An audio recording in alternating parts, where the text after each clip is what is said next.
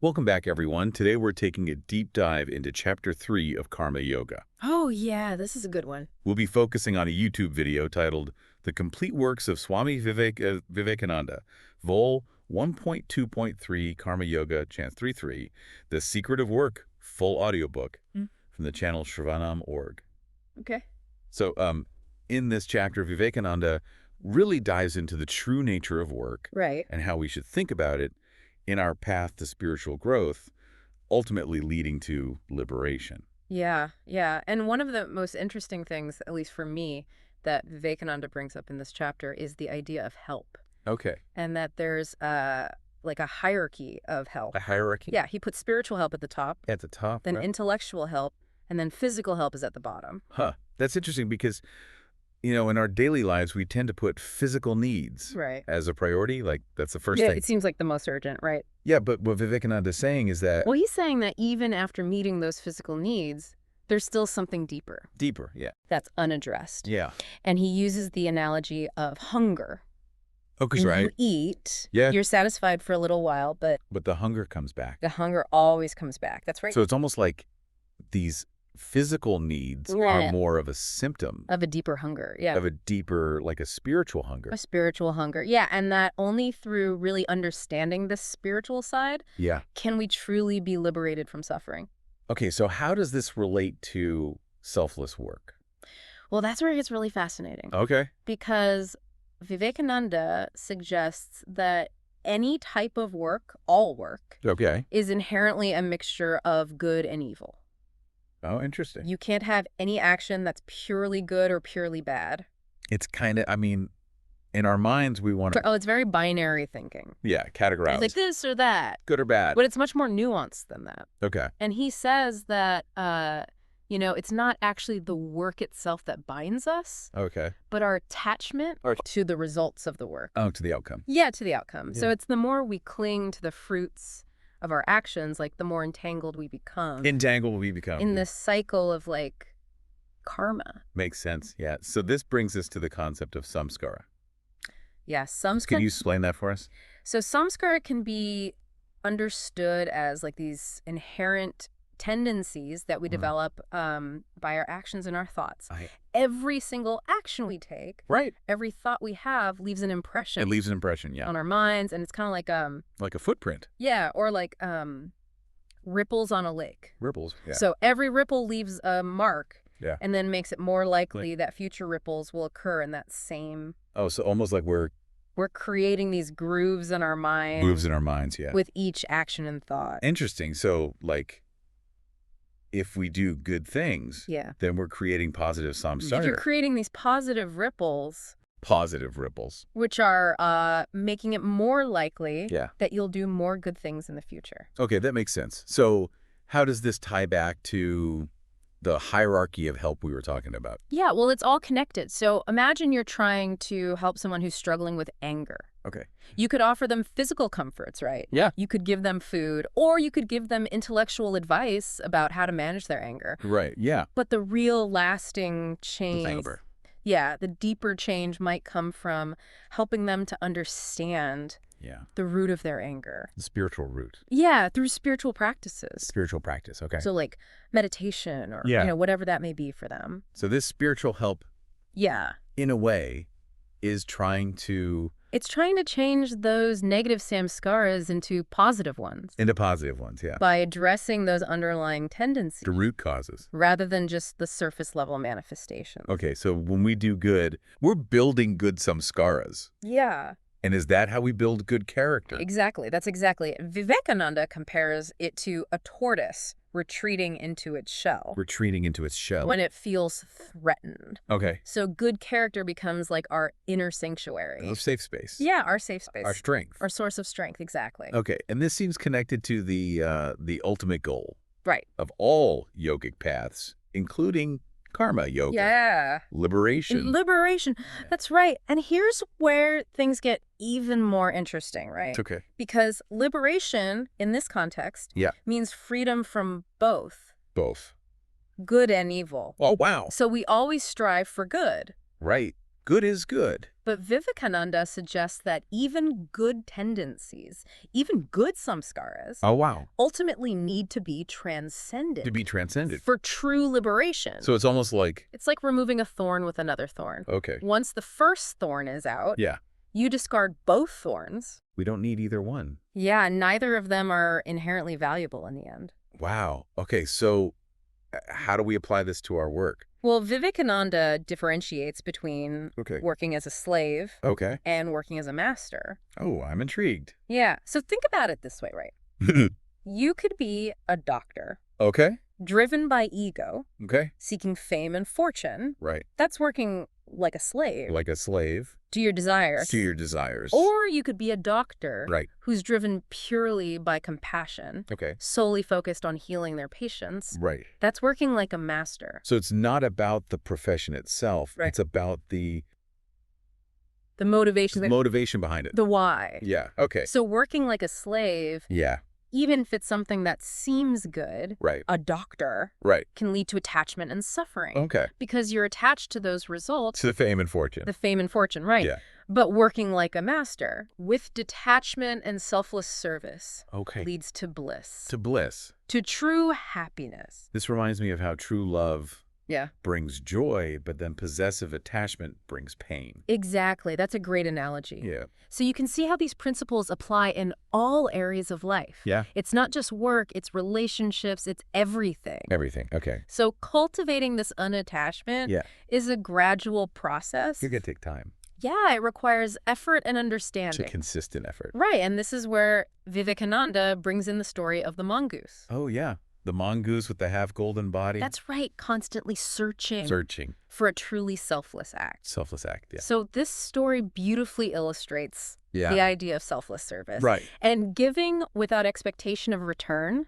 Giving without expectation of return. Okay, so it's like... It's about those little acts of kindness that we do just... Purely out of compassion. Compassion. And without wanting anything in return. Yeah. That can actually have the most profound impact. The most impact. Yeah. It's not about the grand gestures. Right. It's about consistently choosing to act. To act from that place of... selflessness. Selflessness, yeah. Okay. It really highlights that internal struggle we all have. Yeah. To act without expecting anything back. Yeah, it's hard. It's all so hard. To not want something back. Yeah. Because, society teaches us to... It's all about game, right? Yeah. It's all about, like, what can I get from this? To be successful. Climb the ladder. Climb the ladder. But Vivekananda is suggesting that that's actually holding us back. Yeah, from true spiritual growth. So instead of chasing this external success, we should be focusing on the internal. Yeah, and this idea of work as worship comes into play here. Okay, yeah. So instead of seeing work as a chore. Right, or just a means to an end. Yeah. It's about approaching it as this, active devotion. Active devotion. To something larger than ourselves. I mean, that's a really beautiful way to look at it. It is. But how do we even begin to, Right, it's a huge shift in perspective. Yeah. It's not easy. It's not easy at all. And it's definitely a process. But how do we even begin to, Well, Vivekananda gives this really great analogy. Okay. He compares the selfless worker to a lotus leaf. To a lotus leaf. The water just constantly flows over the leaf. Right. But it always remains dry. So the water doesn't stick to it. Exactly. Just like our actions don't stick to us. Right, when we act from that place of selflessness. Oh, wow. I love that analogy. It's powerful, right? Yeah. And it reminds us that we don't have to be bogged down attached. by the results of our actions. Yeah, okay. So you can imagine, a teacher, right? Yeah. Who just genuinely loves to share knowledge. Right. They're not focused on getting accolades. Right. Or promotion. They just love teaching. Teaching. And that's working like a lotus leaf. Like a lotus leaf. Wow. So it's about finding that inner peace and resilience. Even in the midst of chaos. Exactly. But it's a journey, right? It is. Like Vivekananda acknowledged. Yeah, it takes time. It takes time and patience. Consistent effort. But it's possible. It's possible. Okay, so he also talks about charity. Right. He actually... and how true charity is becoming. Kind of a rare thing. Right. Yeah, he actually mentions a story that he read It was about a son who gave his mother money. Oh, wow. And everyone was praising him like he did this like incredible act. Like it was something. Yeah, something exceptional, right. But he's pointing out that it should be normal. It should just be normal. Yeah. And he's criticizing this every man for himself mentality that's so prevalent in society. Yeah, and he's saying when that's like the main ideal, family bonds and compassion Suffer. Yeah, they really start to suffer. So we need to focus more on the collective. Yes. Yes. We need to shift our focus from the self to the whole. No, the whole. Yeah. To the well-being of everyone. Of everyone, yeah. Not just our own individual needs. That's a big one. It is. It's not easy to shift that perspective. Right. But he emphasizes that this path of the householder. The householder. Like living these principles within the complexities of life. Yeah, in the real world. Is just as challenging as the path of the renunciate. The renunciate. Okay, so it's not about escaping the world. Right. It's about transforming how we interact with it. Yeah, our relationship to the world. Our relationship to it. So how do we apply this to our own work? To our own work. You know, especially if our work doesn't directly involve helping others. Right. What if I work in, finance or something? Vivekananda says that all work can be a form of worship. Okay. It's about shifting our perspective. Okay. Approaching our tasks with dedication. Dedication. And offering our efforts to something bigger. Bigger than ourselves.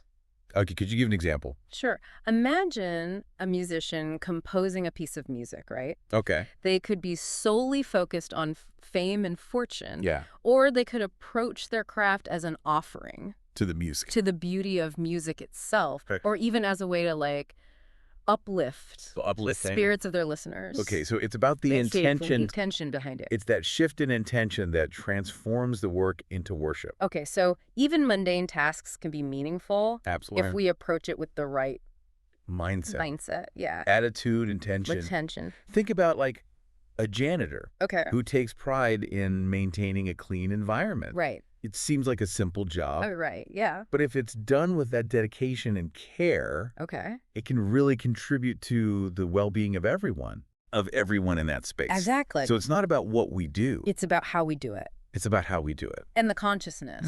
That we bring to it. Okay, so what you're saying is this path of selfless action.